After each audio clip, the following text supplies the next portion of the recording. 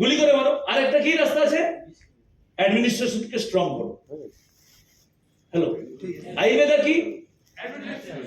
Immunity সিস্টেমকে strong করবে। সহজ জিনিস, এটা বুঝুন, আর কিছু না, লাফিয়ে লাভ নেই। আর এই কথাগুলো বলছি কিসের উপর ভিত্তি করে বলছি? এটার উপর পড়াশোনা করেছি।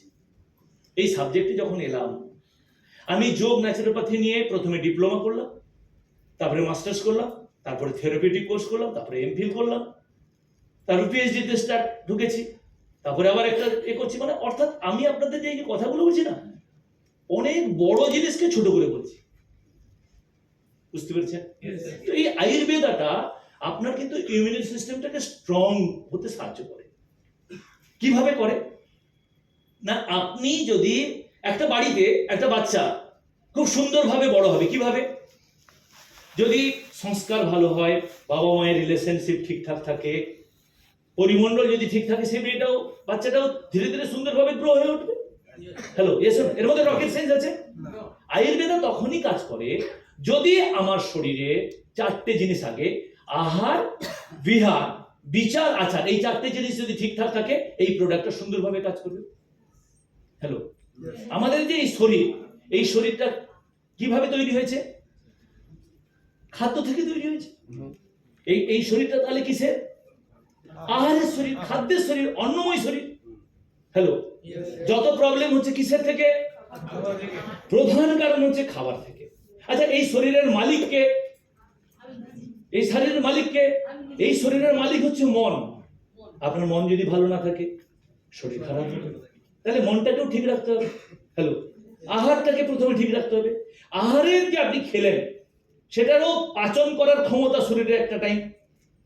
সকাল 12টার মধ্যে যে পরিমাণ আপনার শরীর ডাইজেশন করতে পারবে, 12টার পর থেকে তার ডাইজেশন পাওয়ারটা ধীরে ধীরে কম হবে। এই আয়ুর্বেদা কখন কাজ করবে? যদি একজন মানুষ সকাল 8টার পর থেকে সন্ধ্যে 6টার মধ্যে খাবারটা নিয়ে নেয়, তারপরে যদি খাবারটা না খায়, হ্যালো, একটু হাঁটাহাঁটি করে, আর একটু জ্যান্ত কিছু খাবার খায়। জ্যান্ত মানে কি?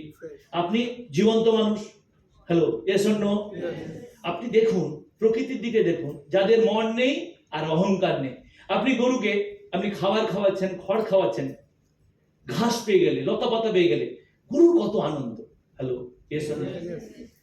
আপনি বাড়িতে টিয়া পাখি রাখুন, তাকে শুকনো খাবার দিন, ভাত খাবার দিন, আবার পাকা পেয়ারা দিন, কোনটা বেশি আনন্দ?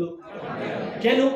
সে একটা জিনিস জানে, আমি জীবন্ত জিনিস খাচ্ছি, আমার শরীর জীবন্ত, আমি যদি জীবন্ত জিনিস খাই, সেটা কিন্তু শরীর খুব সুন্দরভাবে গ্রহণ করবে। হ্যালো, তাহলে আপনার খাদ্য তালিকার মধ্যে কিছু জীবন্ত খাবার থাকতে হবে। কাঁচা ছোলা, সেটাকে আপনি সিদ্ধ করলেন, মৃত হয়ে গেল, সে কি দেবে আপনাকে? ক্যালোরি দেবে। কাঁচা ছোলা আপনি খেলেন, সে কি দেবে? ক্যালোরি দেবে, প্রাণ দেবে। হ্যালো, ঊর্জা দেবে। হ্যালো, বুঝতে পারছেন? তাহলে আপনার খাদ্য তালিকার মধ্যে কিছু কাঁচা জিনিস থাকা দরকার।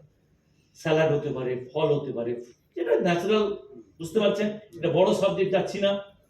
আর খাওয়া দাওয়াটা, যার যত প্রবলেম আছে, আপনার 70% খাবার দুপুর 12টার মধ্যে খান, বাকি 30% খাবার সন্ধ্যে 6টার মধ্যে খান। সন্ধ্যে 6টার পরে খাবার খাবেন না। তাতে কি হবে? ক্যান্সার নামক রোগ থেকে বেঁচে যাবেন। ক্যান্সার হওয়ার সম্ভাবনা থাকবে না। বুঝতে পারলেন? পয়সা দিয়েও কিন্তু ক্যান্সারকে ঠিক করা যায়, শুনলেই মানুষ মারা যায়। অতএব আপনার এই হাঁটা একটু বন্ধ রাখো,